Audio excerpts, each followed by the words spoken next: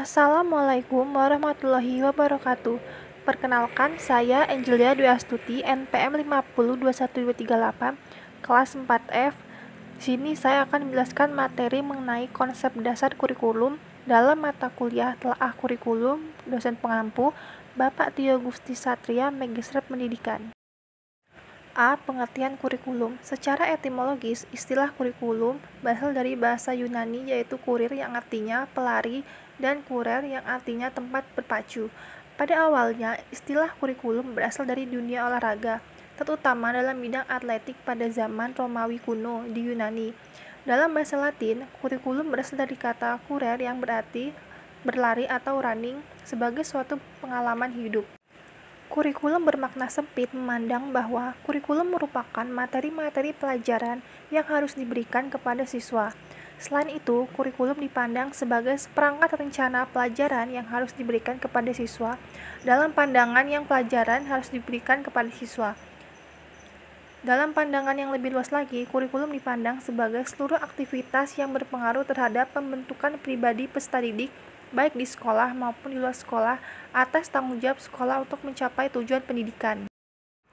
B. Karakteristik kurikulum.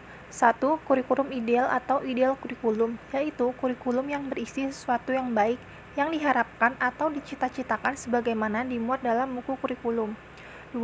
Kurikulum nyata atau real kurikulum atau aktual kurikulum, yaitu kegiatan-kegiatan nyata yang dilakukan dalam proses pembelajaran atau yang menjadi kenyataan dari kurikulum yang direncanakan, sebagaimana dimuat dalam buku kurikulum.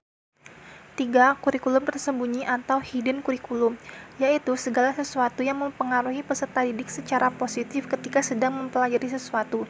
Pengaruh ini mungkin dari pribadi guru, peserta didik itu sendiri, suasana pembelajaran, dan sebagainya. 4. Kurikulum dan pembelajaran atau kurikulum and instruction, yaitu dua istilah yang berbeda tetapi tidak dapat dipisahkan satu sama lain. Perbedaannya hanya terletak pada tingkatannya. Kurikulum menunjuk pada suatu program bersifat umum, sedangkan pembelajaran bersifat realistis atau nyata, bersifat khusus dan harus dicapai saat itu juga. C. Prinsip kurikulum. 1. Prinsip umum. Terdiri dari prinsip relevansi, prinsip dasar dalam sebuah kurikulum. Prinsip fleksibilitas, kurikulum yang dirancang secara fleksibel atau luas sehingga dapat diimplementasikan sesuai dengan kondisi. Prinsip kontinuitas, pengalaman-pengalaman yang disediakan kurikulum harus berkesinambungan. Prinsip efisiensi, kurikulum dilaksanakan dengan alat-alat sederhana dan memerlukan biaya yang murah. Prinsip efektivitas, prinsip kurikulum harus mudah, sederhana, dan murah, serta keberhasilannya juga diperhatikan secara kuantitas dan kualitasnya. 2. Prinsip khusus, terdiri dari prinsip berkenaan dengan tujuan pendidikan, prinsip berkenaan dengan pemilihan isi pendidikan, prinsip berkenaan dengan pemilihan proses belajar mengajar, prinsip berkenaan dengan pemilihan media dan alat pengajaran, prinsip berkenaan dengan pemilihan kegiatan penilaian. D. Fungsi kurikulum. 1. Fungsi penyusuaian atau the adjective or addictive function. 2. Fungsi integrasi atau the integrating function. 3. Fungsi diferensiasi atau the differentiating function. 4. Fungsi persiapan, the propedeutic function. 5. Fungsi pemilihan atau the selective function. 6. Fungsi diagnostik atau the diagnostic function.